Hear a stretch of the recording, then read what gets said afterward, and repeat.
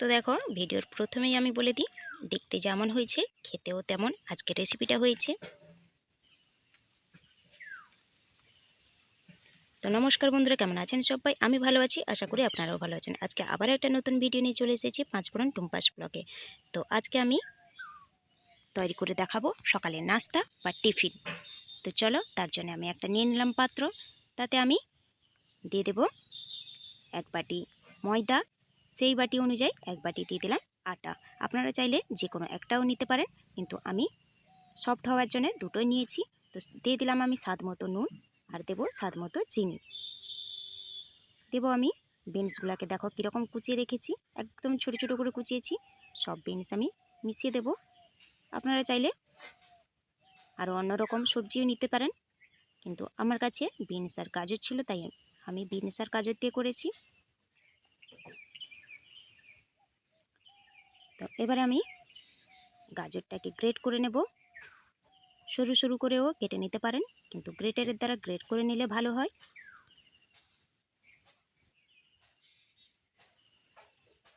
তো দেখো যতটুকুনি লাগবে আমি ততটুকুনি নিয়ে নিয়েছি। গ্রেট করা হয়ে গেছে গাজর। এবারে দু বাটি অনুযায়ী আমি দেব একটা ডিম। এক বাটি আটা এক বাটি ময়দা যেহেতু ছিল, তাই আমি একটা ডিম দিয়েছি। এবারে হাত দিয়ে একটু মিশিয়ে নেব।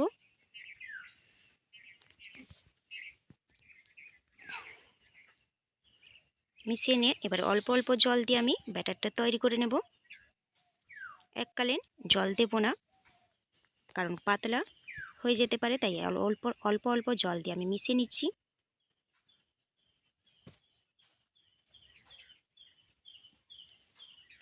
তো দেখো ব্যাটারটা আমার ফেটানো হয়ে গেছে।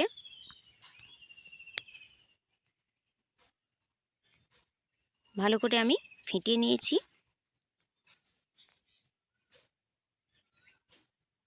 এবারে আমি দেখিয়ে দেবো কীরকম আমি তৈরি করেছি ব্যাটারটা। তো দেখো কীরকম, বুঝতে পারছেন নিশ্চয়ই ব্যাটারটা আমার কেমন হয়েছে। এবারে আমি এটাকে ঢাকা দিয়ে রেখে দেবো 10 মিনিটের জন্যে। এদিকে আমি সঙ্গে টিফিনের সঙ্গে দেওয়ার জন্যে আলু ভাজা করে নেব। তো চলো আলু ভাজাটাও আমি দেখিয়ে দিই। কড়াইতে আমি দিয়ে দিয়েছি তেল, অল্প একটু তেল দিয়ে দিলাম নুন, যেটা আমি বলতে থাকি সব সময়, কোনো কিছু ভাজার আগে নুন দিয়ে দিলে তলায় ধরে যায় না। এবার আমি অল্প গোটা জিরে দিয়ে দিলাম আলু, কেটে রাখা আলু। এবার আমি ওপর থেকে একটু হলুদ গুঁড়ো ছড়িয়ে দেবো। ব্যাস, এতে আর কিছু দেওয়ার দরকার নেই। এটা ঢাকা দিয়ে আমি ভেজে নেব।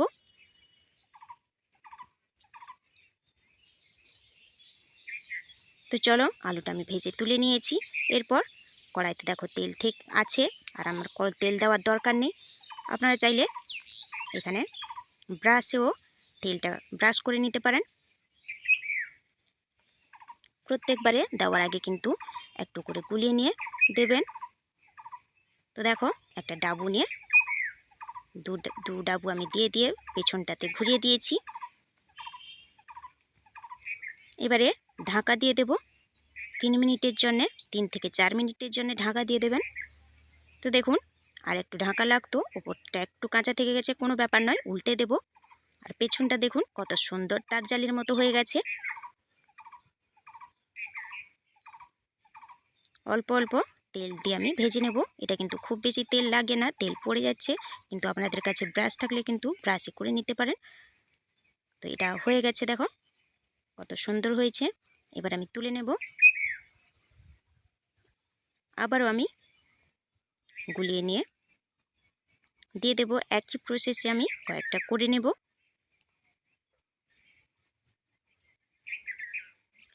এটা কিন্তু সকালের টিফিনে বানানোও সোজা, আর খেতেও খুব ভালো লাগে। তো দেখো আমি ঢাকা দিয়ে পরপর আমি তৈরি করে নিচ্ছি।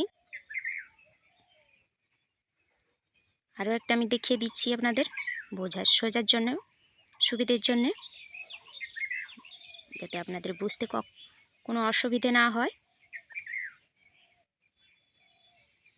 দু হাতা দিয়ে তার পেছনটাতে, ডাবুর পেছনটাতে আমি একটু ঘুরিয়ে দিয়ে ঢাকা দিয়ে দেব। আর এখানে বলে রাখি, গ্যাসটাকে কিন্তু একদমই লোতে রাখবেন, না হলে তলায় ধরে যাবে।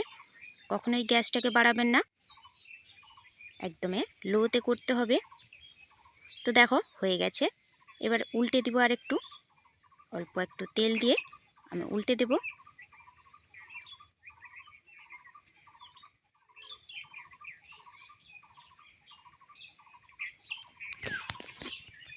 তো দেখো এটাও আমার ভাজা হয়ে গেছে।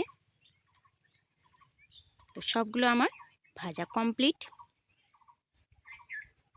এবারে আমি দেব আলু ভাজা দিয়ে সার্ভ করব, জিরে আলু ভাজা। আপনারা চাইলে শুধু জিরে আলু ভাজা আর দিতে পারেন, না হলে সস দিয়ে সার্ভ করতে পারেন। আমি দুটোই দিচ্ছি।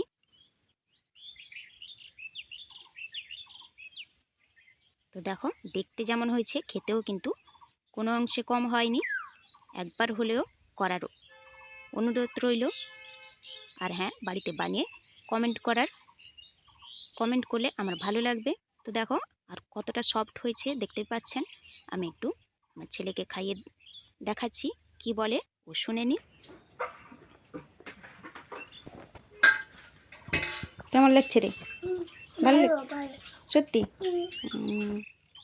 তো শুনেই নিলেন, ও তো খেতে, এই টিফিনটা খেতে ভালোবাসে। তো কেমন হয়েছে আজকের ভিডিওটা অবশ্যই কমেন্ট করে জানাবেন। ভালো লাগলে লাইক শেয়ার করে দেবেন। টাটা।